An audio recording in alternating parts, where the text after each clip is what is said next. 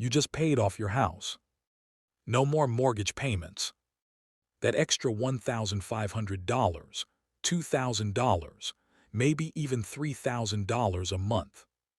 It's just sitting there. And here's the terrifying truth.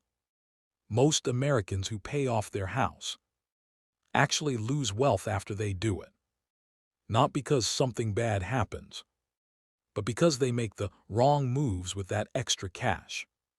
Today I'm going to show you exactly what to do, step by step, so that paid-off house becomes the beginning of your wealth, not the end of it. Let's set the scene. You've been paying your mortgage for 15, maybe 30 years. Every single month, rain or shine. That payment owned you. Now it's gone.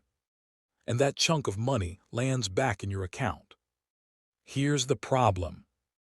When you suddenly have extra money, it disappears just as fast. Lifestyle creep kicks in. You buy a nicer car. You eat out more. You upgrade things that didn't need upgrading. And 12 months later, you have nothing extra to show for it. This happens to 7 out of 10 Americans. The house is paid off, but the bank account looks exactly the same. That's the trap. Stay with me here, because this next part is what nobody talks about. Every single month you waste that extra cash.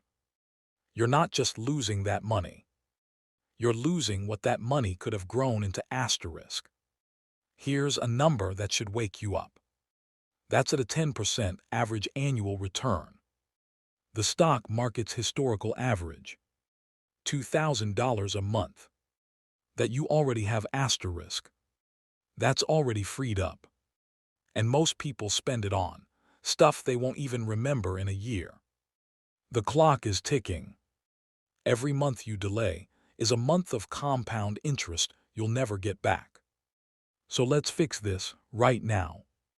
Here's your exact playbook. What to do with that extra cash. In the right order. Step 1. Build your full emergency fund first. Before you invest a single dollar, you need a financial cushion. Now that your house is paid off, you still need money for the unexpected. Roof repair, medical bill, job loss.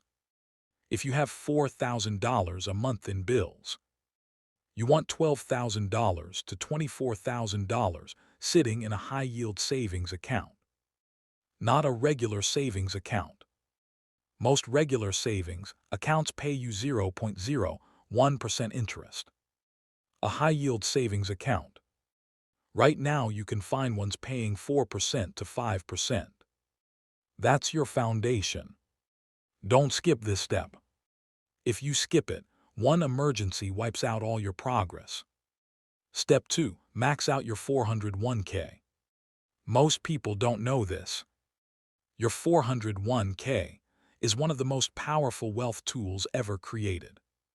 And most Americans use it at about 20% of its potential. Let me explain what a 401k is, simply. Your employer takes money out of your paycheck before the government taxes it. That money goes into investments. It grows tax-free. And you only pay taxes when you take it out in retirement. Here's where it gets interesting. In 2025, you can put up to $23,500 into your 401k per year.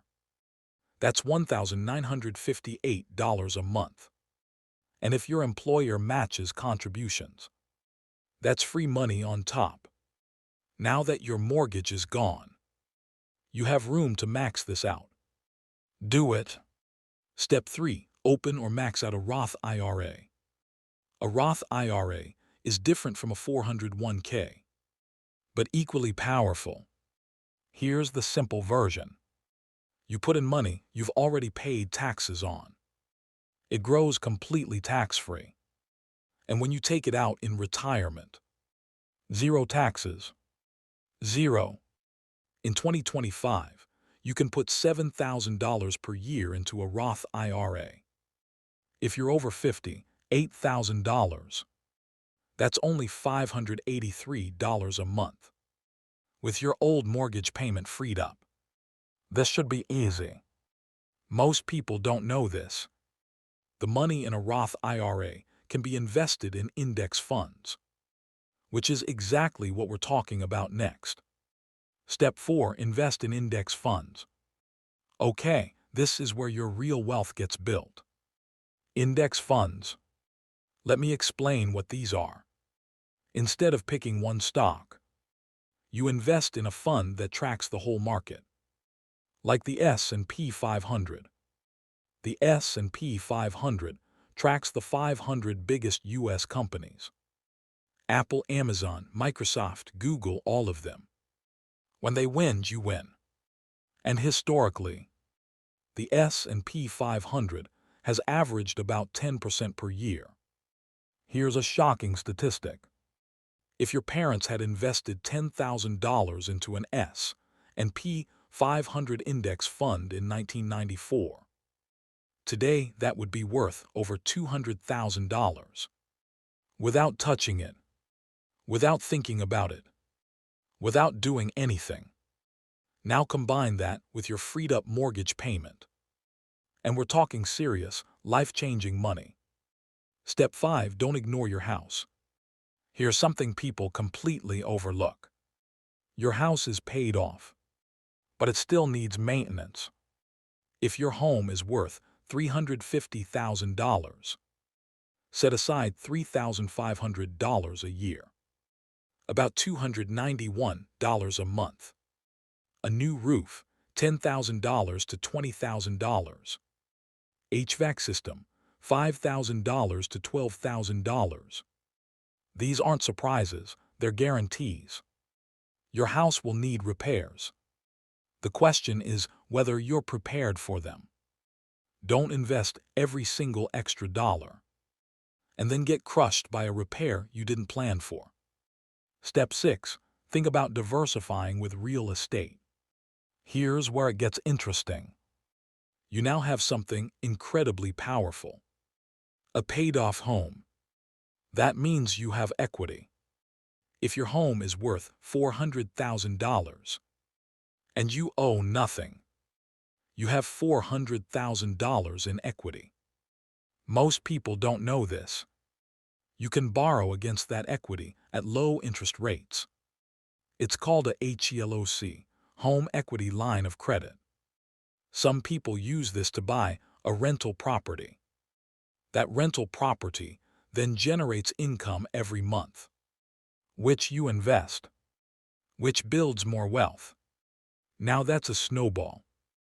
I'll cover this strategy in depth in a future video. But plant this seed in your mind now. Your paid-off house isn't just a home. It's a financial asset. Bonus, here's what not to do. Quick rapid fire. Things that will wreck your progress.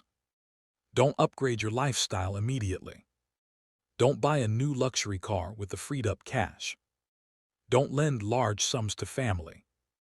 Don't put all your money in one investment.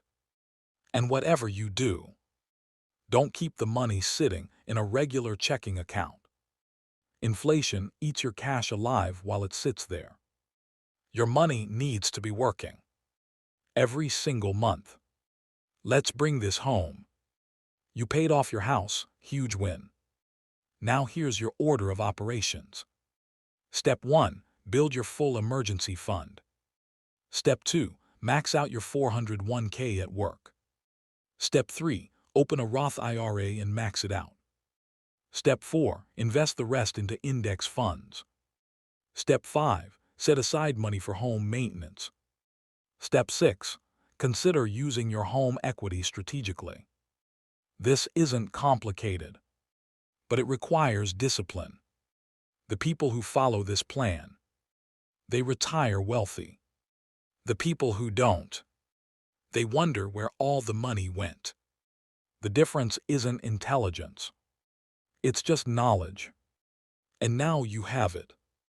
If this video helped you, smash that subscribe button Every day I reveal money secrets that your school never taught you. See you next day. Subscribe to Michael's Secrets Bell.